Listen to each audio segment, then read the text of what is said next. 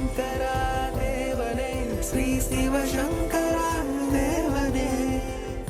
Question. சங்கரம் சிவசங்கரம். ஆத்மாக்களுக்கான accounts Badrinarayanan கோவிலில்தான் பாதுகாக்கப்படுவதாக தாங்கள் பல சொற்பொழிவுகளில் கூறியுள்ளீர்கள். பத்ரிநாராயணன் கோவிலில் இந்த உலகில் உள்ள அனைத்து ஆத்மாக்களின், அதாவது வெளிநாடுகள், மற்ற மதங்கள், விலங்குகள் போன்ற மற்ற உயிரினங்கள் ஆகியோர் அனைவரின் ஆத்மாக்களின் அக்கவுண்ட்ஸ் பாதுகாக்கப்படுகிறதா, அல்லது பத்ரிநாத்தை போல ஆத்மாக்களின் அக்கவுண்ட்ஸ் பாதுகாக்க உலகில் பல்வேறு க்ஷேத்திரங்கள் உள்ளனவா? அப்படி இல்லை. இந்த உலகத்தில் இருக்கக்கூடிய ஆத்மாக்கள் இந்த உலகத்தில் பிறக்காமல் இருக்கணும். உலகத்தில் திருப்பி திருப்பி பிறந்து செத்துக்கிட்டு இருக்கக்கூடாது. அதுக்கு என்ன மோட்சம்னு பேர். அந்த மோட்சத்தை தரக்கூடிய சக்தி பத்ரிநாராயணனுடைய இதுக்கு கொடுத்துருக்காங்க. அந்த பவர் அவருக்கு கொடுத்துருக்காங்க. அதனால் உலகத்தில் ஆத்மாக்கள்ன்றது பரமபத விளையாட்டு. தாயம் போட்டேனாக்கா ஏனியும் கிடைக்கலாம், பாம்பு வாயிலையும் இறங்கலாம். இப்படி தான் செல்லான் என்ற தாவர சங்கமத்து எல்லா பிறப்பும் எடுத்தெடுத்து நான் இழைத்தேன்னு உலகத்தில் கடத்தேறியாத இந்த பூமியிலே இருப்பாங்க. இல்லை இங்கேருந்து பித்ருலோகத்துக்கு போயிட்டு அங்கேருந்து திருப்பியும் வருவாங்க உலகத்துக்கு. வேறு ஒரு குடும்பத்தில் வேறு ஒரு உடம்புக்குள்ளே வந்துடுவாங்க. இப்படி தான் இந்த வாழ்க்கை நடந்துக்கிட்டே இருக்கும். யாராவது ஒருத்தன் இந்த உலகத்தில் அற்றது பற்றெண்ணில் உற்றது வீடுன்னுவாங்க. எந்த ஒரு பந்த பாசமெல்லாம் இல்லாமல் ஏகாகிரமாக கடவுளை மாற்ற நினச்சி இந்த இடத்துல எண்ணங்களே இல்லாத ஒரு ஒயிட் ஸ்க்ரீனுக்கு கொண்டாடணும். நிச்சயமாக கொண்டாக்கி போகிறேன். அதில் ஒன்றுமே இல்லை, வெள்ளை ஸ்க்ரீன் தாங்குது. ப்ரொஜெக்ட் ஆன் பண்ணோடனே அதில் காதல் காட்சி, கோர்ட்டு காட்சி, ஃபைட்டிங் காட்சி எல்லாம் வருது. அது மாதிரி நமக்கு இந்த இடத்துல வெள்ளை ஸ்க்ரீன் தாங்குது. இந்த மனசு இல்லையா, இதுதான் ப்ரொஜெக்டரு. இது ஒவ்வொரு நேரத்தில் ஒவ்வொரு சினிமா காட்டிக்கினே இருக்குது. அப்போ சித்தியெல்லாம் பெற்றாலும் சிரமடக்க கற்றாலும் மனமடக்க கல்லாருக்கு வாயேன் பராபரமே அப்படின்னு தாய்மானவர் சொல்லுவார். மாதிரி யார் மனசை அடக்கிறானோ, மனதுக்கண் மாசு இளன் ஆதல் அனைத்து அரண் ஆகல நீரபிற. மனசில் எந்த கண்மையும் இல்லாமல் யார் இருக்காங்களோ எல்லா தர்மத்தை விட பெரிய தர்மம் அதுதான் அப்படின்னு திருவள்ளுவர் சொல்கிறார். யார் ஒருத்தர் அந்த மனசை பியூரிஃபை பண்ணிட்டாங்களோ, மனசுடைய ஆசாபாசங்களை இல்லாமல் பண்ணிக்கிறாங்களோ அவங்க தப்பிச்சிடுவாங்க. அவங்க திருப்பி இந்த உலகத்தில் பிறந்து இலையாவோ கொலையாவோ பணக்காரனாவோ வியாதிஸ்தனாவோ ஆரோக்கியமாகவோ அப்படிலாம் கஷ்டப்பட வேண்டிய அவசியம் இருக்காது. அப்போ அவங்களுக்கு என்ன கிடைக்கும்? ஒரு ஒளி உடம்பு கிடைக்கும். வள்ளல் ராமலிங்கடிகளார் சொல்கிறாரு, உலகுயிர் திரளெல்லாம் ஒளி நெறி பெற்றிட அப்படின்னார். உலகத்தில் இருக்கிற எல்லாரும் அந்த ஜோதியை அடையணும் அப்படின்னும். அந்த ஜோதியை நீ அடைஞ்சிட்டேன்னா துருவ நட்சத்திரம் ஆயிடலாம். வஷருடைய மனைவி அருந்ததி இருந்தா இல்லையா, ஆனால் நீங்கள்லாம் கல்யாணம் கட்டினா அம்மி மேய்ச்சிட்டு அருந்ததியை பாருன்றாங்க இல்லையா, அந்த நிலையை நீங்கள் அடையலாம். மிருகசீரிஷம்னு ஒரு நட்சத்திரங்குது. அது மாதிரி சிவப்பு கண்ணுடைய ஒரு பசுமாடு இருக்குது, ஆருத்ரான்னு பேர். சூரியன், சந்திரன் இதெல்லாம் அந்த மாதிரி வர்றது தான். அதெல்லாம் ஒளின்னு பேர். ஒருவேளை அந்த உயரத்துக்கு உங்களால் போக முடியலன்னு சொன்னால், இந்த பூமியில் ஏதாவது ஒரு கோயில் கட்டுறாங்க இல்லையா, அந்த கோயிலில் நீ எந்த பூஜை பண்ணியோ, நீ முருகரை கும்பிட்டுருந்தா எங்கேனா ஒரு காலனியில் முருகர் கோயில் கட்டினா அதில் உனக்கு போஸ்டிங் கொடுப்பாங்க. நீ அங்கே உட்காந்துட்டு அந்த கோயிலில் இருக்கிற பூஜை அபிஷேகம்லாம் வாங்கினா அங்கே வர்ற ஜனங்களுக்கு ஒரு பிரான்ச் ஆஃபீஸ் மாதிரி அவங்களுக்கு நல்லது பண்ணின்னுக்கலாம். இப்படி யார் யார் எந்த பூஜை பண்ணாங்களோ அந்தந்த கோயிலில் அவங்க போய் செல்லில் உட்காரத்துக்கு அதிகாரம் கிடைக்கும். நீ பார்க்குற எல்லா கோயிலும் இருக்கிறது ஒரே சாமி கிடையாது. வேறு வேறு கோயிலில் வேறு வேறு சாமி. இப்போ திருப்பதி இருக்குதுன்னா திருப்பதி வெங்கடாஜலபதிக்கு வேறு இடத்துல கோயில் கட்டுறாங்க. அங்கேயும் அவ்வளோ ஜனம், அவ்வளோ தனம், அவ்வளோ கூட்டம்லாம் ஏன் வர்றது இல்லைன்னா இது வேறு அது வேறு தான். அங்கே இருக்கிறது ஒரிஜினல், இதெல்லாம் ஸ்கேண்ட் வெர்ஷன், ஜெராக்ஸ் காப்பி. அதனால் இது பூரா புரியறதுக்கு உங்களுக்கு நாள் ஆகும். ஸோ எந்த ஒரு எண்ணமும் இல்லாமல் எல்லா மறை என்னை மறந்த நலம் சொல்லாய் முருகா சொரபூபதியே அப்படின்வாங்க. பிளாங்க் மைண்டு யாருக்கு வந்துடுதோ அவங்க தப்பிச்சிடுவாங்க. மைண்டு இருக்கிற வரைக்கும் இந்த உலகத்தில் பிறந்து செத்துக்கிட்டு தான் இருப்பாங்க. ஈவன் ஆல் தீஸ் தேவதைகள் எல்லாம் கூட அப்படி தான். அதனால தான் தாய்மானவர் சொல்வார், செத்து பிறக்கின்ற தெய்வங்கள் மணவாளா அப்படின்னார். அதெல்லாம் கூட செத்து பிறக்கிறது தான் திருப்பியும் அப்படின்னார். இப்போ பத்ரிநாராயணன் கோயிலுன்றது என்ன? இந்த உலகத்தில் இருக்கிற எல்லா ஆத்மாக்களுக்கும் அந்த இடத்துல யார் மோட்சம் அடைகிறாங்களோ அவங்க அங்கே ரிப்போர்ட் பண்ணுவாங்க. அதெல்லாம் யார் கணக்கு பார்க்குறாங்கன்னா குரு பகவான். குரு பகவான் யார்? வேதவியாசர். மகாபாரத காலத்தில் இருந்த வேதவியாசர் தான் அந்த போஸ்ட்டில் இருக்கிறார் இப்போ கூட. அதனால் யாராக இருந்தாலும் அங்கே தான் போய் ரிப்போர்ட் பண்ணணும். அவங்க கணக்கெல்லாம் அங்கே இருக்கும். நான் ஒரு 11 தடவை கைலாசத்துக்கு போய்க்கிறேன். கைலாசன்றது சைனாவில் இருக்குது. ஒரு 19,200 அடிக்கு போகணும், நடந்து போகணும், இல்லை யாக்கில் குதிரையில் போகலாம். நான் நடந்து போகிற ஆள். 11 தடவை போய் தரிசனம் பண்ணிக்கிறேன். அப்போ அங்கே என் காதில் சொல்கிறாங்க, இந்த மாதிரி நீ பத்ரிநாராயணன் கோயிலுக்கு போகணும் அப்படின்றாங்க. நான் சொன்னேன், நான் தான் கைலாசத்துலேயே இருக்கேன்னு, நான் ஏன் பத்ரிகாசிரமத்துக்கு போகணுன்னு கேட்குறேன். அவங்க சொல்கிறாங்க, உலகத்தில் எந்த ஆத்மா வந்தாலும் அங்கே கணக்கு வைக்கிறாங்க. நீ ஒரு தடவை கருப்பு எள்ளு எண்ணெய் கொண்டு போய் அங்கே கொடுத்துரு, உன் கணக்கு முடிச்சுடுவாங்க. இனிமேல் நீ தேவசம் காரியம் இதெல்லாம் இறந்து போன பெரியவங்களுக்கெல்லாம் செய்ய வேண்டியதில்லை அப்படின்னாங்க. சரி, நான் பத்ரி கோயிலுக்கு போகிறேன். அந்த ஒரு தடவை மாத்திரம் நான் கருப்பு எள்ளு எண்ணெய் எடுத்துன்னு போகிறேன். அந்த ஆயிரம் அங்கேருந்தும் ஓடி வந்து என் கையிலேருந்து பிடிங்கின்னு போய் பத்ரிநாராயணன் பாதத்திலே வச்சிட்டான். அப்போ இதெல்லாம் உண்மை தான் அப்படிங்கிறது நம்ம கூட தெரியுது. இப்போ பத்ரிநாராயணன் கோயில் இருக்குது இல்லையா, அதுக்கு வெளியில் ஒரு சுடுதண்ணி குளம் ஒன்று இருக்குது, தப்த குண்டம்னு சொல்லுவாங்க. அந்த தப்த குண்டத்தில் 2 சிலை இருந்தது.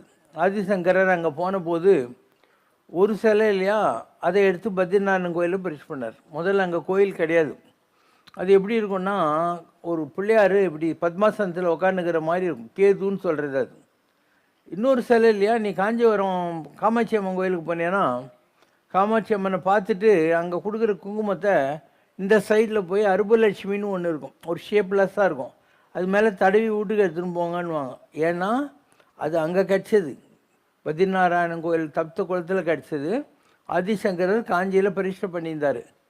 பின்னால் வந்த மடாதிபதிங்க இருக்கிறாங்க இல்லையா, அவங்க கொஞ்சம் நேர்த்தி ஆகணும்னு நல்ல காமாட்சி அம்மன் சிலையை பண்ணி வச்சுட்டு இந்த பழைய சிலையை சைடில் வச்சு இங்கே இருக்கிற குங்குமார்ச்சனை கொண்டு போய் அங்கே தடவிட்டு வீட்டுக்கு எடுத்துன்னு போங்கன்ற மாதிரி ஒரு சிஸ்டத்தை கொண்டாந்தாங்க.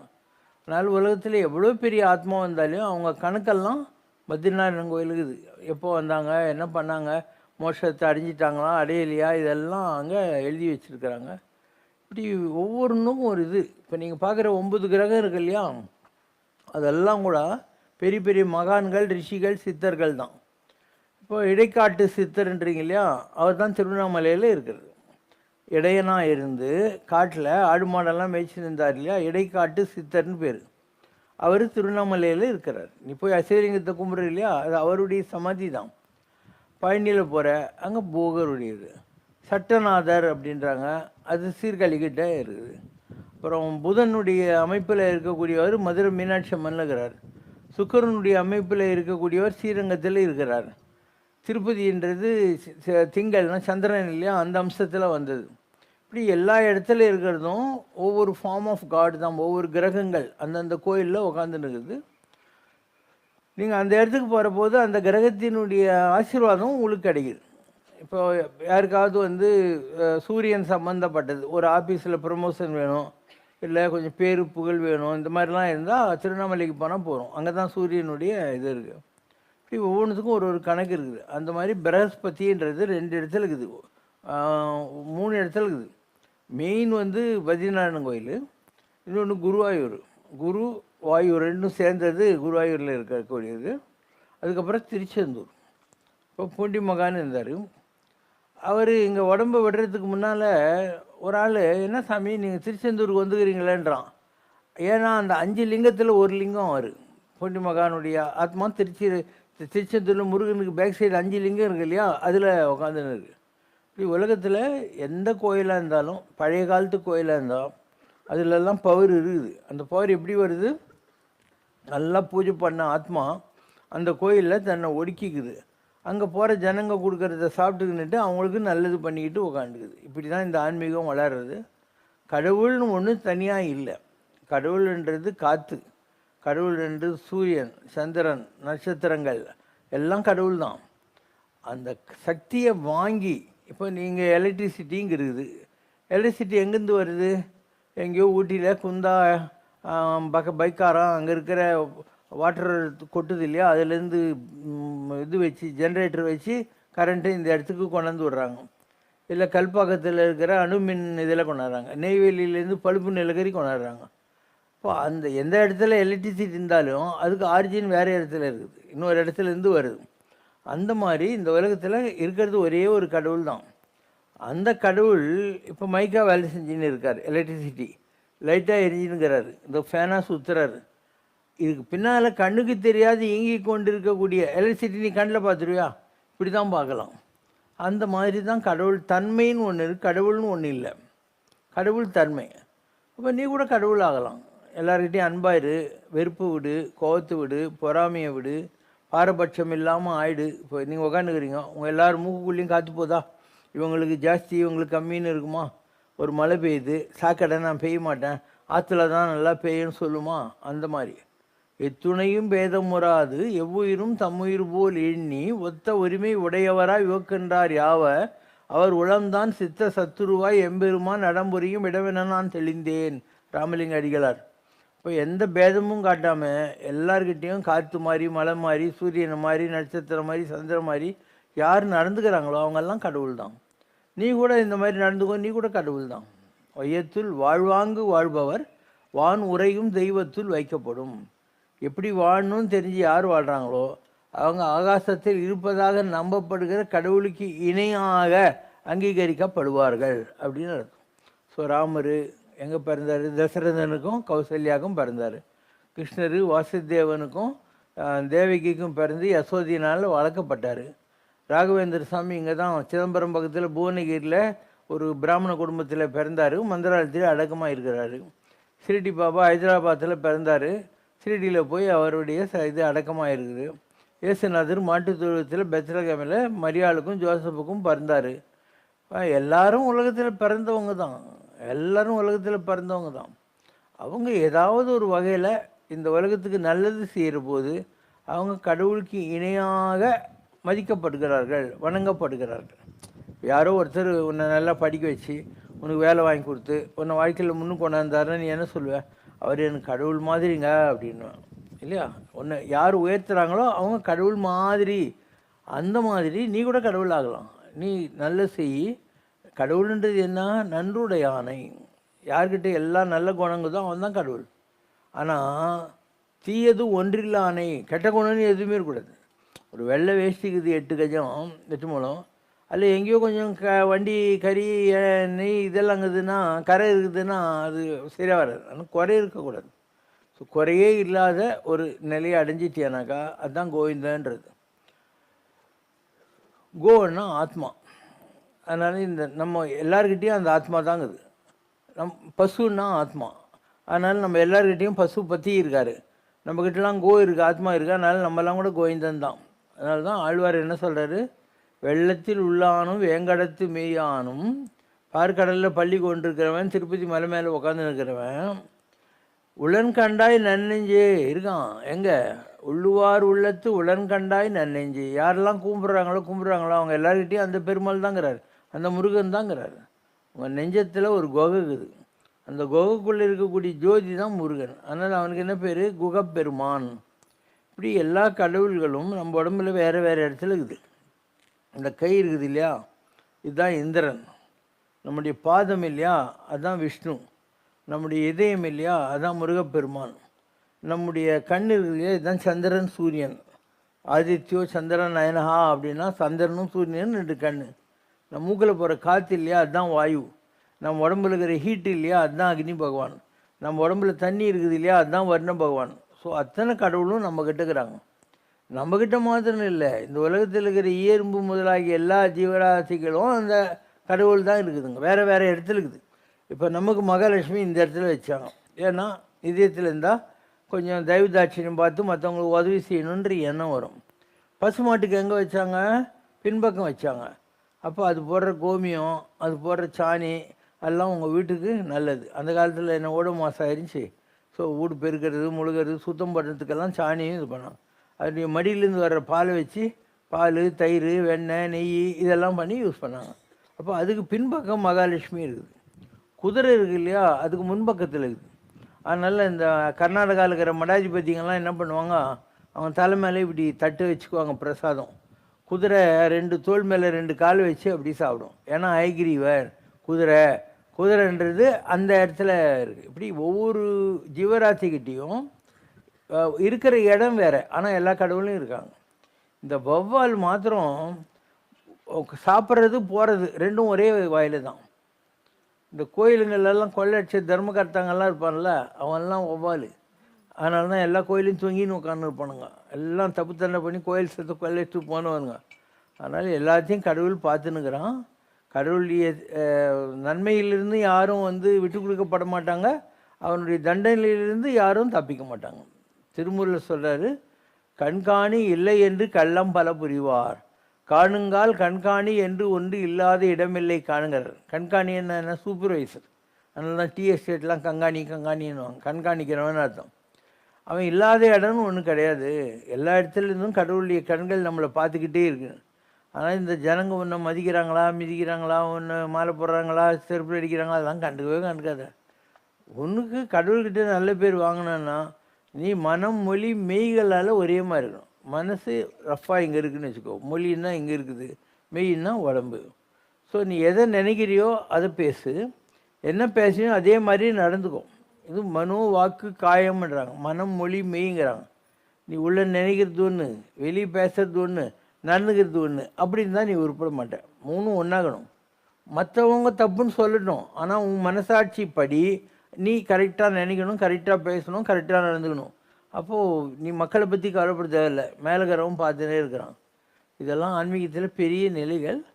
ஒரு படிநிலையில் இப்போ தான் நம்ம ஆன்மீகத்துக்கு வந்திருக்கிறோன்னா நமக்கு இதெல்லாம் புரியாது. நம்மளை பொறுத்த மாத்திரம் சாமின்றது ஏதோ ஒரு காகிதம், கேலண்டரு. நம்ம தான் ஜவுளி கடையில் புடவை எடுத்த போது, வேஷ்டி எடுத்த போது அவன் கேலண்டர் கொடுத்தான். அதில் வரைஞ்சவன் பேர் கூட இருக்குது, முனிவேலு, மணிவேலு, ராமலிங்கம், கொண்டையாராஜன்னு இருக்குது. அதை ஃபோட்டோ ஃப்ரேம் பண்ணி வச்சு அதுக்கு கற்பூரம் ஊதுவத்திலாம் காட்டி படையெல்லாம் போட்டுன்னு உட்காந்துக்கிறோம். ஒரு காகிதம், ஒரு கல் பூம்புகாரில் இல்லை மகாபலிபுரத்தில் போய் வாங்கியாது, அது நம்ம வீட்டில் அதுக்கு ட்ரெஸ் எல்லாம் பண்ணி வச்சு படையெல்லாம் போட்டுன்னு உட்காந்துக்கிறோம். அப்போ ஒரு கல்லுக்குள்ளே கடவுளை பார்க்குறீங்க, ஒரு காயத்துக்குள்ளே கடவுளை பார்க்குறீங்க. கல்லையும் காயத்தை விட உயர்ந்த வஸ்து நீ தான். ஏன்னா உன்னால் பார்க்க முடியும், முனுகர முடியும், பேச முடியும், கேட்க முடியும், நடக்க முடியும், எல்லாம் பண்ண முடியும். உனக்குள்ள கடவுளுக்குதுன்னா உனக்கு நம்பிக்கையே வர்றதில்லை. எத்தனை வருஷம் தான் கல்லையும் காயத்தையும் கட்டின்னு உட்காந்து இருப்பேன் இல்லையா? இதெல்லாம் ஹையர் லெவல். இப்போ நாம் பேசுகிறது தான் ஹையர், ரொம்ப பெரிய நிலை. இப்போ எதுக்கு பாப்பா இவ்வளோ கோயிலெலாம் கட்டி வச்சுக்கிறேன்னாக்கா, ஒரு குழந்தைக்குது. குழந்த ஆரம்ப காலத்தில் நட வேண்டின்னுவாங்க, அந்த நட வேண்டி பிடிச்சின்னு நடந்துக்கின்னு இருக்கும். ஓகேவா? அந்த மாதிரி கடவுளை புரிஞ்சிக்கிற காலம் வரைக்கும் உனக்கு இந்த கோயில், விக்கிரகம், கல்லெல்லாம் தேவைப்படும். கடவுள் புரிஞ்சுக்கிட்டேன்னா நீ கண்ணை முன்னி எங்கே உட்காந்தாலையும் அதே கடவுளை பார்க்கலாம், மனசுக்குள்ளே பார்க்கலாம். ஏன்னா கடவுள் என்பவர் யார்? கடவுள், எல்லாவற்றையும் கடந்து உனக்கு உள்ளே இருக்கிறவன். மனதானை, மனசுக்குள்ளே இருக்கான். மனதில் நின்ற கருத்தானை, மனசுக்குள்ளே எண்ணங்களை உற்பத்தி பண்ணிக்கிட்டே இருக்கான். இதெல்லாம் தான் கடவுளுங்கிறது. அதனால் கடவுள் என்பது உனக்குள்ளே இருக்கக்கூடிய ஒரு ஒளி வடிவான வஸ்து. அது உன்னுடைய உயிரிலையும் மூச்சிலையும் கலந்துருக்கு. நீ அந்த எனர்ஜி உனக்குள்ளே இருக்கிற வரைக்கும் உன் பேர் ராமசாமி, முனியம்மா, குப்சாமி, கோவிந்தசாமி, இப்ராஹிம், ராவுத்தர் எல்லாம். அந்த காற்று ஜோதி உன் உடம்பு விட்டு போயிடுச்சுன்னா அதுக்கப்புறம் ராமசாமி எடுத்தீங்களா அப்படின்னு யாரும் கேட்க மாட்டீங்க. பாடி எடுத்துட்டீங்களான்னு, அப்புறம் நீ பாடி தான். இந்த உடம்புக்கு உனக்கு வச்சுக்கிற பேர் இருக்கு இல்லையா, அது உனக்குள்ள இருக்கிற கடவுளுக்கு வச்ச பேர். என்னைக்கு அந்த காற்று வெளியே போயிட்டு மூக்கில் ஒன்றும் இல்லைன்னு தெரிஞ்சு போச்சோ, அப்போ இனிமேல் உன்னை யாரும் ராமசாமி, முன்சாமி, இப்ராஹிம்னு கூப்பிட மாட்டாங்க. பாடி எடுத்துட்டிங்களா அப்படின்னும். ஸோ நீ இன்னைக்கு இருந்தியா, நீயும் கடவுள் தான். அந்த பேர் கடவுளுடைய பேர் தான். உன் பேரே கடவுளுடைய பேர் தான். இதெல்லாம் நமக்கு தெரிஞ்சால் நம்ம இன்னும் ஒரு நேர்மையாக வாழ கற்றுக்குவோம், அன்பாக வாழ கற்றுக்குவோம். இந்த உலகத்தில் ஒரு கடவுளை மாதிரி நடக்கணும். கடவுள் மாதிரி நடக்கிறதுனா என்ன? பாரபட்சம் இல்லாமல் அன்பாக இருக்கிறது, மற்றவங்களுக்கு ஏதோ ஒரு வகையில் ஒத்தாசையாக இருக்கிறது, சுத்தபத்தமாக இருக்கிறது. இதெல்லாம் கடவுளுடைய குணங்கள். நீ கூட அப்படி வாழ்ந்துடலாம். நீயும் கடவுள் தான். ஏன்னா கடவுள், உன் பேரே கடவுளுடைய பேர் தான்றனே, உன் உடம்பே கோயில் தான்றனே. அதனால் இதெல்லாம் ரொம்ப ஒரு உயர்ந்த நிலைக்கு போக போக உங்களுக்கு புரியும். ஆரம்பத்தில் புரியாது. ஆரம்பத்தில் இந்த கல், காகிதம் இதெல்லாம் கட்டிக்கின்னு அந்த மாதிரி அலைஞ்சிக்கின்னு இருப்பேன். எங்கேயுமே போக தேவையில்லை. கண்ணை மூடின்ட்டு அப்படியே உட்காந்து உனக்கு பிடிச்ச ஏதோ ஒரு கடவுள், அது அம்மனாக இருக்கலாம், முருகராக இருக்கலாம், பெருமாளாக இருக்கலாம், சிவனாக இருக்கலாம், கண்ணை மூடின்னு அப்படியே மனசுக்குள்ளே வச்சுக்கிட்டு மனசுக்குள்ளேயே நீ அதுக்கு அபிஷேகம் பண்ணலாம், மனசுக்குள்ளேயே நைவேத்தியம் பண்ணலாம், மனசுக்குள்ளேயே அலங்காரம் பண்ணலாம், எல்லாம் பண்ணலாம். கோயிலுக்கு போகிறதுக்கு ஈக்குவலான இல்லை அதை விட கொஞ்சம் ஜாஸ்தி பவரே அதில் இருக்குது. உட்காந்த இடத்துல உனக்கு கிடைக்கும். என்ன, காஞ்சிபுரத்துக்கு பக்கத்தில் பூசலார் நாயனார்னு ஒருத்தர் இருந்தார். அவர் ஒரு மரத்தடியில் உட்காந்து கடவுளை நினச்சிக்கினே இருப்பார். காஞ்சிபுரத்தில் கைலாசநாதர் கோயில் கட்டினா இல்லையா, பல்லவ ராஜா, அவங்ககிட்ட கடவுள் கனவுல சொல்கிறாரு, நீ கும்பாபிஷேகத்துக்கு கூப்பிட்டுக்கிறேன், நான் வரமாட்டேன், நான் நாளைக்கு வேறு ஒரு கோயில் இருக்குது காஞ்சிபுரத்தில், அங்கே தான் போவேன். என்னடா நம்ம ராஜா இவ்வளோ பெரிய கோயிலை கட்டியிருக்கோம், சிவன் வந்து வேறு கோயிலுக்கு போகிறேன்றாருன்னு அவனுடைய சிப்பாய்கள் எல்லாம் அனுப்பிச்சு போய் பாருங்கள் நம்ம காஞ்சிபுரம் ஏரியாவில் யாருன்னா கோயில் கட்டிக்கிறாங்களான்னு. எல்லோரும் தேடி தேடி அள்ளிறாங்க. அப்போ மரத்தில் ஒரு பக்கிரியாட்டம் ஒரு சாமியார் உட்காந்துக்கிறான். ஒரு சிப்பாய் போய் கேட்குறான், சாமி இந்த ஏரியாவில் எதனா கோயில் கட்டிக்கிறாங்களா, இன்னைக்கு கும்பாபிஷேகமாமே அப்படின்னு. யார் சொன்னதுன்னு. இந்தமாரி சாமி கனவுல சொன்னாரான் ராஜாவுக்கு அப்படின்னு. அந்த பைத்தியக்காரன் அப்படியா சொன்னான், அந்த பைத்தியக்காரன் அப்படியே சொன்னான். இவன் சிப்பாய் என்ன சாமின்றான், நான் தான் அது பொது போகாத மரத்தில் உட்காந்து ஒரு நாள் கடைக்கால் தோண்டினேன், அடுத்த நாள் கட்டடம் கட்டினேன், இப்படியே ஒவ்வொரு நாளாக ஒன்று பண்ணிவிட்டு நாளைக்கு கும்பாபிஷேகம் வந்துருன்னு சொல்லிட்டேன் அப்படின்னா. மனக்கோயில் மனசுக்குள்ளேயே கட்டினான். அப்போ ஆனானப்பட்ட சிவபெருமான் கல் கோயிலுக்கு வரமாட்டேன்னா மனக்கோயிலுக்கு வரேன்னு சொன்னது தான் நம்ம சமயம் வரலாறு. இதெல்லாம் மக்களுக்கு புரியல, அதனால தான் இன்னும் இப்படியே ஏமாந்து போயினே இருக்காங்க. நமக்கு ஆயுஸ் கம்மி, 100 வயசு இருந்தாவே பெரிய விஷயம். அதில் நோய் நொடி இருக்குது, கஷ்டம் நஷ்டங்குது, குடும்பத்தில் வர்ற மனசு கிளேசங்கள் பாதிப்புகள்லாம் இருக்குது. இதில் கடவுளே பிடிச்சே ஆகணும். அந்த 100 வயசுமோ 80 வயசுமோ 70 பிடிச்சே ஆகணும். எங்கே இருக்குது ஜனங்க இந்த டென்ஷன்லேயே மாட்டிக்கின்னு முழிக்கிறாங்க. வாழ்க்கையில் எது நடக்கணுன்றதோ நடந்தே தீரும். உனக்கு எதாவது வரணுன்னா அது வந்தே தீரும். வரக்கூடாதானே நீ மாஞ்சி மாஞ்சி தானாலையும் உனக்கு வரவே வராது. என்ன எல்லாம் அதனுடைய போக்கில் நடக்கும். பகவத்கீதையில் என்ன சொல்கிறார் கிருஷ்ணர், எது நடந்ததோ அது நன்றாகவே நடந்தது, எது நடந்து கொண்டிருக்கிறதோ அது நன்றாகவே நடந்து கொண்டிருக்கிறது, இனி எது நடக்குமோ அது நன்றாகவே நடக்கும். அதனால் பாரதி அதான் சொல்கிறான், முன்னர் நமது இச்சையினால் பிறந்தோம் இல்லை, நம்ம நினச்சிக்கிட்டு இந்த உலகத்தில் ஒன்றும் பிறகலை, முதல் இடைக்கடை நம் வசத்தில் இல்லை, பாஸ்ட்டு ப்ரெசண்ட்டு ஃப்யூச்சர் எதுவும் நம்ம கண்ட்ரோலில் கிடையாது அப்படின்னு அர்த்தம். அதனால் நீ சாட்சி மட்டுமே மனிதா. உன்னை சுற்றி நடக்கிற எல்லாத்தையும் நீ வேடிக்கை பார்க்கறதுக்கு தான் வந்துக்கிற. நீ வந்து பெர்ஃபார்மர் கிடையாது. நீ வந்து பாத்திரதாரின்னா என்ன, ஒரு பொம்மை இருக்குது, இந்த பொம்மையை கயிறு கட்டி ஒரு துணி போட்டு யாரோ ஒருத்தன் இப்படி மாதம் மும்மாய் பெய்கிறதா, இவன் பெய்கிறது அப்படின்வான். அந்த மாதிரி நம்மளாம் பொம்மைங்க. நம்மளை ஆட்டி வைக்கிற ஏதோ ஒரு ஆத்மா இருக்குது, அதுக்கு பேர் ஸ்பிரிட்டுன்னு சொல்கிறது. அதனுடைய போக்கில் நம்மெல்லாம் ஆடினுக்கிறோம். உலகத்தில் சந்தோஷமும் இல்லை, துக்கமும் இல்லை, பணக்காரனும் இல்லை, ஏழையும் இல்லை, எதுவுமே கிடையாது. உலகம் பூராவும் இந்த மாதிரி ஜோதி இருக்குது. நீ இந்த உலகத்தில் இந்த கஷ்ட நஷ்டங்கள்லாம் பார்த்துன்னு உக்காந்துக்கிற வரைக்கும் ஜோதியை பிடிக்க முடியாது. எப்போ இதையெல்லாம் விட்டுட்டு கடவுள் தான் நிஜங்கிற மாதிரி கடவுளை பிடிச்சானா உன் கஷ்டம்லாம் தானாகவே தீர்ந்துடும். உனக்குள்ளேயே ஜோதி இது. ஸோ அவனை நீ பிடிச்சானாக்கா நீ கேட்குற காசோ வீடோ வாசலோ எல்லாம் அதுக்குள்ளேயே வந்துடும். நீ கடவுளை அடையிறதுக்கு வேறு வழியே கிடையாது, ஷார்ட்கட்டே கிடையாது. எண்ணம் கடவுளை எதை பிடிக்கிறியோ அதுவும் ஆகி போயிடுவேன். ஸோ பிடிக்கிறதுக்கு தான் முடியறதில்ல ஜனங்களால். ஏன்னா இதெல்லாம் இந்த கஷ்டம் நஷ்டம் இதுலேயே மாட்டிக்கினி எப்போ பாரு இதுலேயே இருக்கிறாங்களா, அதனால் அதுக்கு மேலே அவங்களால திங்க் பண்ண முடியறதில்ல. எப்போ இதெல்லாம் விட்டு அதை மாத்திரம் நினைக்கிறாங்களோ அப்போ 5 நிமிஷத்தில் முடிஞ்சிடும். ஒரு பொட்டி இருந்துச்சு, மரப்பொட்டி, ஐசக் நியூட்டன்னு ஒரு விஞ்ஞானிக்கிட்ட. அதில் 2 ஓட்டை போட்டார், ஒரு பெரிய ஓட்டை ஒரு சின்ன ஓட்டை. கேட்டாங்க என்னத்துக்குங்க அப்படின்னு. என்கிட்ட 2 பூனை இருக்குது, சின்ன பூனை வர்றதுக்கு சின்ன ஓட்டை, பெரிய பூனை வர்றதுக்கு பெரிய ஓட்டை அப்படின்னு. அவன் தலையில் அடிச்சுக்கணும், நீ எல்லாம் ஒரு விஞ்ஞானியாயா, பெரிய ஓட்டையிலே சின்ன பூனையும் வரும் பெரிய பூனையும் வரும், நானும் பெரிய ஓட்டில் சின்ன பூனையும் வரும் பெரிய பூனையும் வரும் அப்படி. அந்த மாதிரி நம்ம ஒரே ஒரு பெரிய ஓட்டை பிடிக்கணும் கடவுள்.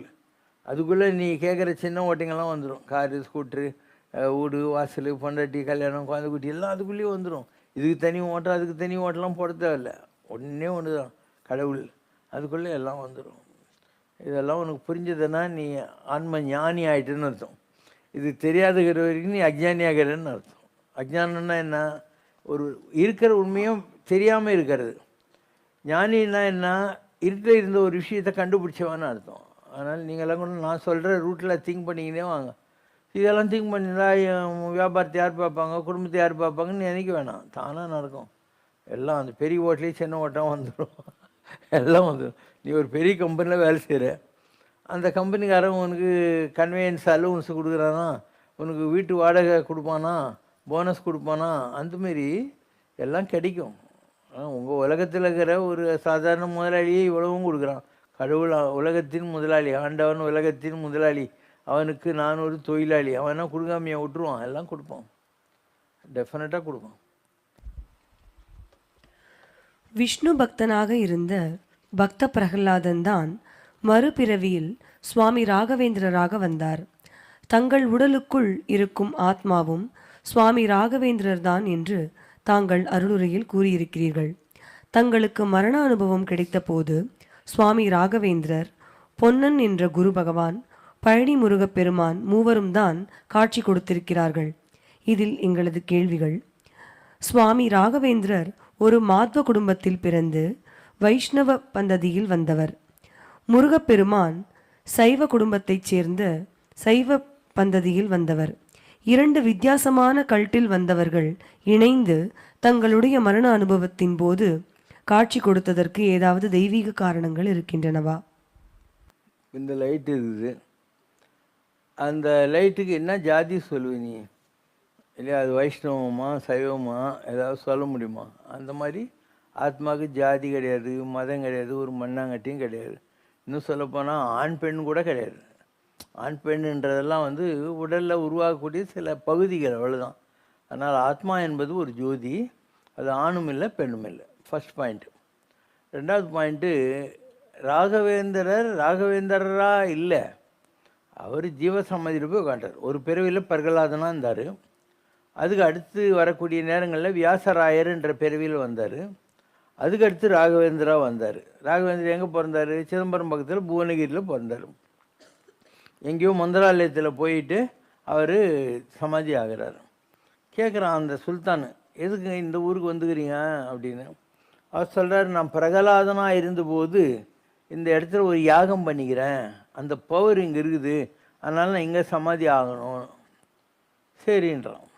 அங்கே ஒரு கல்லுக்குது, அதை காட்டி இதில் தான் எனக்கு நீங்கள் துளசி பிருந்தாவனம் அடிக்கணுன்றாரு. அது எதுக்குன்றாங்க. அவர் சொல்கிறார், ராமருக்கு வனவாசம் வந்தபோது இந்த கல் மேலே கொஞ்ச நேரம் உக்காந்துருந்தார், ஆனாலும் இந்த கல்லுக்கு ஒரு பவர் இருக்குது. நல்லா யோசனை பண்ணு. மச்ச அவதாரம், குரும அவதாரம், வராக அவதாரம், நரசிம்ம அவதாரத்தில் பிரகலாதம் வந்தான்.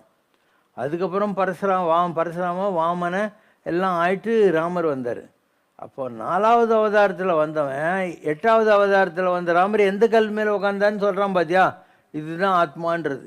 இதெல்லாம் யோசனை பண்ணினா மண்டை காஞ்சிடும் உனக்கு. பிரகலாதன் 4வது அவதாரம், நரசிம்ம அவதாரத்தில் வந்தவன். ராமர் 8ல் எப்படி சொல்கிறான் ராமர் இந்த கல் மேலே உட்காந்தாருன்னு சொல்லிட்டு? இப்படி இந்த உலகத்தில் எல்லாம் கண்டினியூஸ். அப்போ ஒரு ஜீவசமாதியில் போய் ராகவேந்திரர் உட்காந்துறாரு. உட்கார்ந்த போது அவர் 700 வருஷம் அந்த மாதிரி இருக்கணும்ன்ட்டு அவருக்கு ஒரு கணக்கு இருந்தது. அதில் உட்காந்து தவம் பண்ணுற போது அவருக்கு ப்ரமோஷன் கிடைக்குது. அப்போது ராகவேந்தருக்கு இப்போ ஒரு கிளார்க்கு இருக்கிறான், அவன் ஹெட் கிளார்க் ஆவான், ஹெட் கிளார்க் சூப்பரண்டென்ட் ஆகும், சூப்பரண்டென்ட் மேனேஜரு, கவர்மெண்ட் செக்ரட்டரி, இப்படி போஸ்ட் போயின்னே இருக்கும். ஒரே போஸ்ட்டில் ஒரே டேபிள் சேரில் உட்காந்து யாரும் பெஞ்சு தேய்ச்சின்னு உட்காந்துக்கிறது இல்லை, அவன் மேலே போயின்னே இருப்பான். ஸோ அந்த மாதிரி ராகவேந்திரராக ஜீவசமாதியில் போய் உட்காந்து தவம் பண்ணிக்கிட்டு இருந்தார் இல்லையா, அவருக்கு கிடைச்ச போஸ்ட்டு தான் ஐயப்பன். ஐயப்பன் கூட ஒரு போஸ்ட்டு தான், ஐயப்பனுங்கிறது கூட ஒரு போஸ்ட், உனக்கு அதில் சந்தேகமே தேவையில்லை. ஸோ ராகவேந்திரருக்கு ஐயப்பன் போஸ்ட் கிடைக்கிது. அப்போ ஐயப்பன் போஸ்ட்டில் இருந்தாலும் அதை விட பெரிய ப்ரொமோஷனுக்கு போவார். இப்படி இந்த உலகத்தில் கிளர்க்கு, ஹெட் கிளார்க், சூப்பரண்டென்ட்டு நீ ஞாபகம் வச்சுக்கினா உனக்கு தெரியும். நீ இந்த பேருங்களை வச்சுக்கிட்டு குழம்பாத, இது உதவி நின்று போட்டாங்க அப்படியே உட்காந்துக்கிறாங்கன்னு நீ நினைக்கவே தேவையில்லை. சிரிடி பாபா இருந்தார். சிரிடி பாபாவுடைய பழைய பிறவி என்ன? கபீர்தாஸ். ஒரு டெய்லராக இருந்தார். அவ்வளோ ஏழையாக இருந்தால் கூட தான தர்மங்களெல்லாம் பண்ணின்னு உட்காந்துருந்தார். அப்போ அந்த சிரிடி அவருக்கு கிடைச்ச ப்ரமோஷன் என்ன? சிரிடி பாபா கபீர்தாஸராக இருந்தவருக்கு. அவர் சிரிடிக்கு வர்றபோது எல்லோரும் இந்த ஊருக்கு ஏன் வந்தீங்கன்றாங்க. சிரிடி மகாராஷ்டிராவில் இருக்குது, அவர் இருந்தது கோரக்பூர் உத்தரப்பிரதேசத்தில், பழைய பிறவி. இந்த ஊருக்கு ஏன் வந்தீங்கன்னு, எங்கே தோண்டுங்கன்றாங்க. தோண்டி பார்த்தா அங்கே ஒரு விளக்கு எஞ்சின் இருக்குது, ஒரு ஆள் ஜீவசமாதியில் உட்காந்துக்கிறாரு. அப்போ சிரிடி பாபா சொல்கிறார், இது என்னுடைய போன ஜென்மத்து குரு ராமதாஸு, நான் அப்போ கபீர்தாஸாக இருந்தேன், அவர் சமாதி இந்த சிரிடியில் இருக்குது, அதனால் நான் இந்த ஊருக்கு வந்துக்கிறேன் அப்படின்னாரு. சரி, கபீர்தாஸ் என்ன ஆனார்? திருவண்ணாமலையில் விசிறி சாமியார் இருந்தார். காஞ்சி பெரிய சங்கராச்சாரியார் கிழவர் இருந்தார் இல்லையா, அவர் லெக்சர் கொடுத்துன்னுக்கிற போது இந்த மாதிரி ஒரு தூணுக்கு பின்னால் ராமசுரத்குமார் சாமி இப்படி ஒளிஞ்சின்னு கேட்டுனுக்கிறார். அப்போது விசிறி சாமியார் சொல்கிறார், முன்னால் கபீர்தாசராக இருந்த ஒருத்தர் இப்போ நம்ம பிரசங்கத்தை கேட்டுன்னு இருக்கிறாரு மறைஞ்சு நின்று அப்படிங்கிறான், அது யார்? ராமசரத். இப்போ கவிதாசராக இருந்தாலும் ராமசரத்குமார் சாமியாக வந்துடுறார் உலகத்தில்.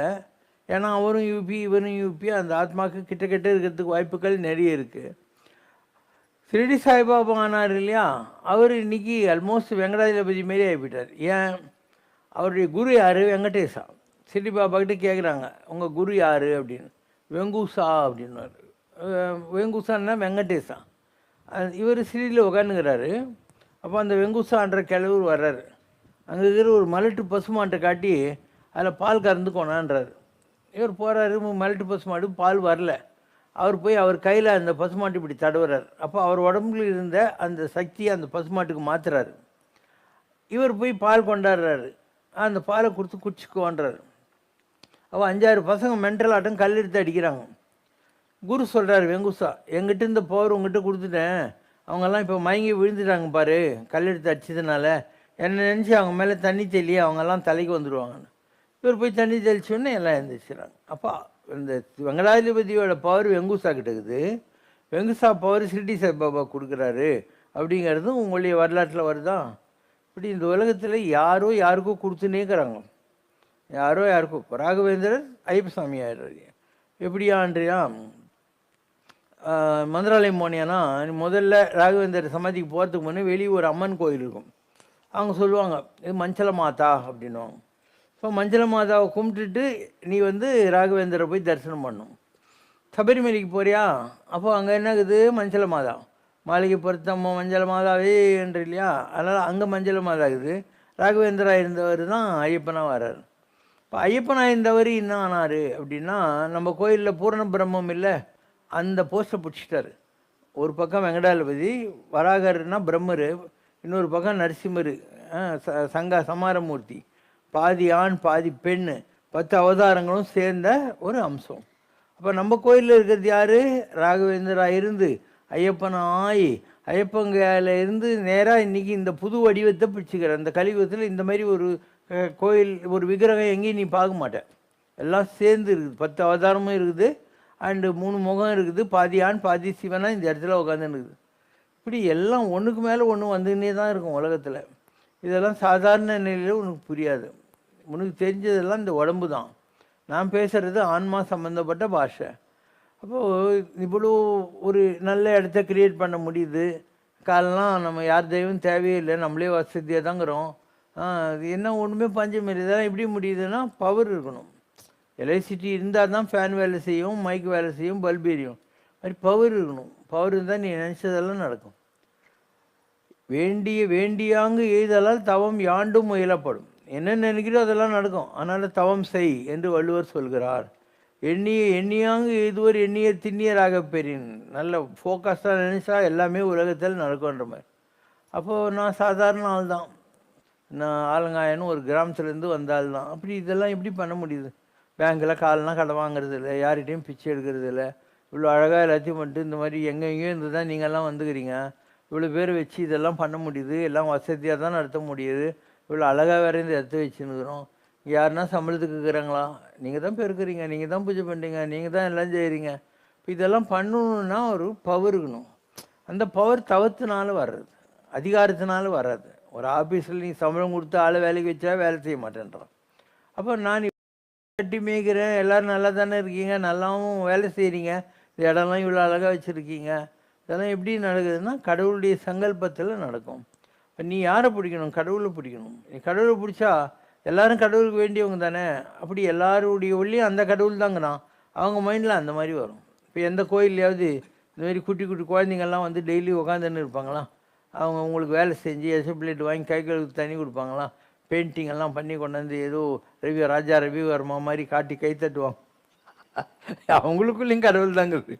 அந்த கடவுளை ஒரு சுவிட்ச் பண்ணுற மாதிரி தூண்டி விட்ட மாதிரி தான் இந்த ஆன்மீகன்றது. பாரு, இவங்க இந்த நேரத்துக்கு இங்கே வரலன்னு என்ன பண்ணியிருப்பாங்க? உட்காந்துட்டு சினிமா பார்த்துன்னு உட்காந்துருப்பாங்க, டிவி பார்த்துன்னு உட்காந்துருப்பாங்க.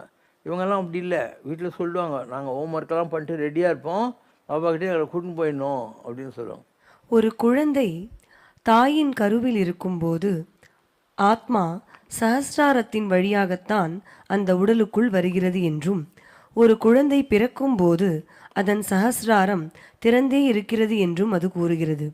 மேலும் மனிதன் இறக்கும்போது அதே சஹசிராரத்தின் வழியாகத்தான் ஆத்மா மனித உடலை விட்டு வெளியேறுகிறது என்றும் அந்த முகநூல் பதிவு கூறுகிறது. சஹசிரார சக்கரத்தின் முகநூல் பதிவு கூறுகிறது. இவை சரிதானா? நம்ம உடம்புல மெய், வாய், கண், மூக்கு, செவின்னு 5 உறுப்பு இருக்குது. ஸோ ஒரு உயிர் பிரியிற போது இந்த 5ல் ஏதாவது ஒன்று வழியாக பிரியும். அதாவது நீங்கள் சொல்கிற மாதிரி இந்த இடத்துல போகணுன்னா அது மோட்சம், கபால மோட்சம்னு பேர். இந்த இடத்துலேருந்து யாருக்கு பிரியுதோ அவங்க பிறக்க மாட்டாங்க, அவங்க இன்னும் பேக்கப் பண்ணிட்டாங்கன்னு அர்த்தம். மற்றபடி இந்த மெய்னா உடம்பு, வாய், கண், மூக்கு, காது, இந்த ஓட்டைங்க இருக்குது இல்லையா, 9 ஓட்டை இருக்குது. அது வழியாக தான் நார்மலாக எல்லாருக்கும் உயிர் பிரியும். அதனால் இங்கேருந்து பிரியறதுன்றது 7வது திரை. வள்ளலார் சொல்வார், 7 திரைக்கு பின்னால் நான் கண்ட அதிசயம் என்னென்று சொல்வேன் அடி, ஜோதி மலை உண்டாச்சுதடி, நான் பெற்ற பேர் சாமி அறிவாரடி அப்படின்வார். அது ரொம்ப பெரிய நிலை இங்கேருந்து பிரியது. குருஜி சுந்தரராமன் ஒருத்தர் இருந்தார், மயிலாப்பூர்காரரு. அவருடைய குரு தங்கால் மோகனகுருசாமி, மலையாளத்துக்காரர் அவர். ஸோ அந்த மலையாளத்துக்காரர் என்ன பண்ணுறாரு, குருஜி சுந்தரராமனை 108 தேங்காய் எதிரில் உக்காந்துட்டு உடச்சிக்கினே இருன்றார். ஸோ அவர் ஒவ்வொரு தேங்காவும் இந்த இடத்துல உடச்சினே வர்றார் குருஜி. அப்போ அந்த 108வது தேங்காய் வர்றபோது அவருக்கு கபாலம் வழியாக பிரிஞ்சது அப்படின்னு இன்றைக்கி கூட ராணிப்பேட்டை பக்கத்தில் தங்காலுங்கிற இடத்துல தங்கால் மோகனகுருசாமியோடைய சமாதி கோயிலெலாம் இருக்குது.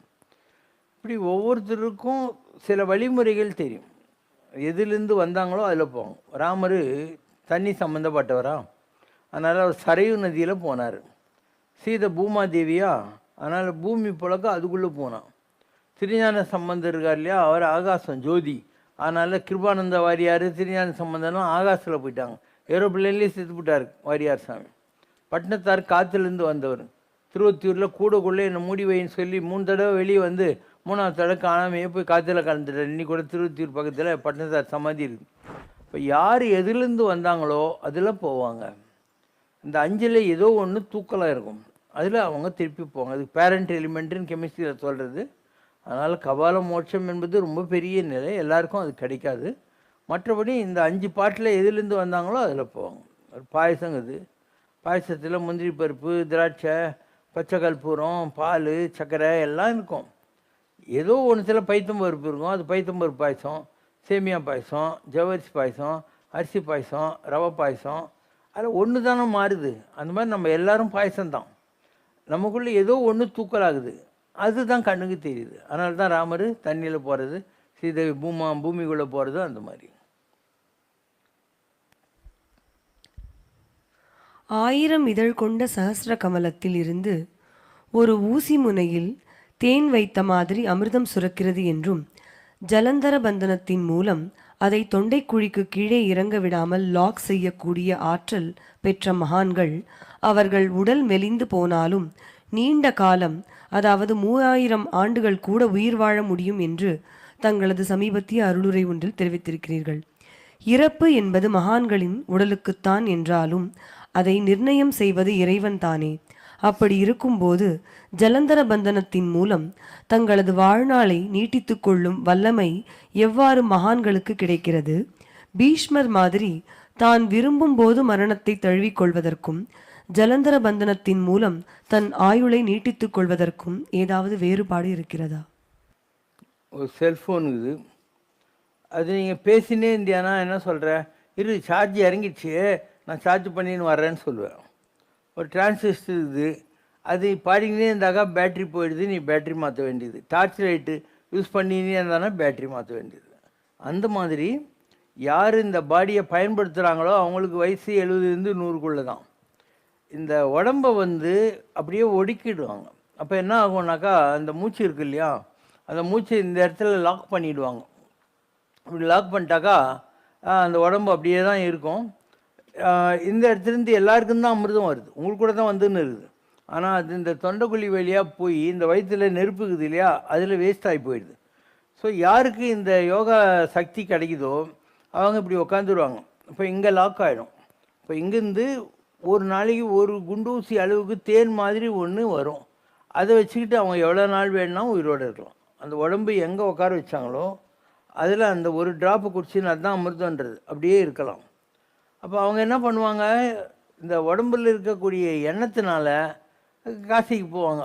காசியில் யாருன்னா ஒரு ஆள் குளிச்சின்னு இருப்பான்ல, அவன் உடம்புக்குள்ளே தூந்து இவங்க குளிச்சிடுவாங்க. இந்த மாதிரி இன்னொரு உடம்பை யூஸ் பண்ணுவாங்க. இவங்க உடம்பை யூஸ் பண்ணாமல் அந்த எண்ணத்தினால இன்னொரு உடம்பை யூஸ் பண்ணி உட்கார்ந்த இடத்துல இருந்தே உலகத்தில் கோயிலுக்கு போகிறது வர்றது காட்சிகளை பார்க்குறது இதெல்லாம் பண்ணிக்கிட்டே இருப்பாங்க. உங்களுக்கு கூட ஒரு ஆத்மா உடம்புலேருந்து இறந்து போயின பின்னால் ஒரு 10 நாளைக்கு இந்த உலகத்தில் அலையும். உங்கள் குடும்பத்தில் யாரோ இறந்துட்டாங்கன்னு வை, அவங்க ஒரு 10 நாளைக்கு அவங்க சொந்தக்காரங்க அவங்க வீட்டுக்கெல்லாம் போகும். அவங்களும் ஏதோ வந்த மாதிரி இருக்குது, இறந்து போன ஆள் அப்படின்ற நினப்பில் இருப்பாங்க. போகிறது உண்மைதான். இவங்களுக்கு அந்த அட்டாச்மெண்ட்டுங்கிறதுனால அங்கெல்லாம் போகும். சொந்தக்காரங்க அதெல்லாம் பார்க்கறதுக்காக வரும். இன்னும் சொல்லப்போனால் நீங்கள் அழுதுன்னு இருந்தாக்கா அதுக்கு தெரியும் அது இன்னும் சாகலைன்னு நம்பிக்கின்னு இருக்கும். அதனால் நான் தான் இருக்கிறேன்னு எதுக்கு இவங்க அழுகுறாங்க அப்படின்னு அதுக்கு தோணுமா. அந்த இறந்து போன இது அந்த ஜோதி அப்படி எதிரில் நின்று பார்க்குமா. அதுக்கு தான் இந்த வம்பெல்லாம் வேணான்னு நீங்கள் 10வது நாள் கர்மதி பண்ணுறது.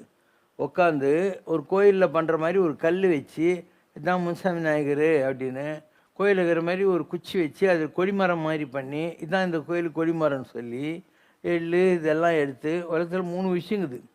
ஒன்று அரிசி. அதனால தான் கல்யாணம் ஆகிற போது உங்கள் தலை மேலே தலைம்பராளுன்னுவாங்க. அரிசி எடுத்து கொட்டுறது. அரிசின்னா என்ன, ஐஸ்வர்யம், துட்டு. அதனால இந்த மணமக்கள் வசதியோடு இருக்கணும்னு அரிசி தலை மேலே கொட்டுறது. அடுத்தது வந்து உளுந்து. யாருக்காவது கொஞ்சம் மென்டல் எல்லாம் ஆகிட்டாங்கன்னா அவங்கள உளுந்து மேலே படுக்க வச்சு மறுநாள் காத்தால் அந்த உளுந்தில் வடைகட்டை சுட்டு சுண்டல் கிண்டல் பண்ணி யாருக்காவது ஏழைங்களுக்கெல்லாம் கொடுக்க உங்களுக்கு அந்த மென்டல் இது கொஞ்சம் கம்மியாகும். 3வது எள்ளு. எள்ளுன்றது என்ன, இந்த சரீரம். அதனால தான் எள்ளுந்தண்ணி விடுறதுன்னு சொல்கிறது. ஸோ யாராவது இறக்குற போது இந்த 10வது நாள் கொடிமரம் கோயில் மாதிரி பண்ணி எள்ளுந்தண்ணி விட்டு நீ போயிட்டு வா, இந்த உலகத்தில் நீ இருந்த வேலை போயிடுச்சு அப்படின்னு சொல்லுவாங்க. அப்போ அது வந்து பித்ருலோகத்துக்கு போயிட்டு அங்கே இருக்கும். அங்கே இருந்துட்டு திருப்பியும் உலகத்துக்கு வர வேண்டிய நேரம் இருக்கிற போது திருப்பியும் வந்துடும். இன்னொரு தாயுடைய கர்ப்பத்தில் அது வந்துடும். அதே குடும்பத்துலேயும் வரலாம், வேறு குடும்பத்துலேயும் வரலாம். இப்படி தான் இந்த 3 பொருள்கள்லேயும் ஒரு விஷயம்லாம் இருக்குது. அதனால் எள்ளும் தண்ணீரும் எங்கே போயின அப்படின்னு பரமாச்சாரியார் தெய்வத்தின் குரலில் ஒரு கட்டுரை எழுதிக்கிறார். நம்ம லைப்ரரியில் அந்த புக்கு எடுத்து படிச்சுப்பார். எள்ளு தண்ணிக்கு இந்த அளவுக்கு பவர் இருக்குது. இந்த தேவசம் காரியம் பண்ணாது விட்றாங்க நிறைய பேர். ரொம்ப பேருக்கு வசதி இருக்காது, இல்லை இதெல்லாம் தேவையானு தெரியாது. அவங்க என்ன பண்ணுறாங்க, தேவசம் பண்ணுறதில்ல, காரியம் பண்ணுறதில்ல. இறந்து போனவங்களுடைய ஆத்மா இந்த உலகத்தில் சுற்றின்னு இருக்கும். அப்போ யாருன்னா சாப்பிட்டுங்கிற போது பேன்னு பார்த்துன்னு இருக்கோம். ஐயோ நான் சாப்பிட்டு இது ரொம்ப நாள் ஆச்சு, ஏன்னா இன்னும் பேக்கப் ஆகலை, உலகத்தில் அது இருக்குது. யாருன்னா நல்ல ட்ரெஸ் பண்ணாக்கா அதுக்கு தெரியும். அதுக்கு ஒரு நேரத்துக்கு ஒரு கொலைவெறி மாதிரி வரும். இதை சாப்பிடல, அதை பண்ணல, இது பண்ணலன்னு சொல்லி. யாருன்னா கொஞ்சம் பயந்த சுபாவம் இருக்கிறாங்க இல்லையா, அவங்க அப்போ வந்து ஆள்றாங்க இல்லையா, அப்போ விழுப்படும்.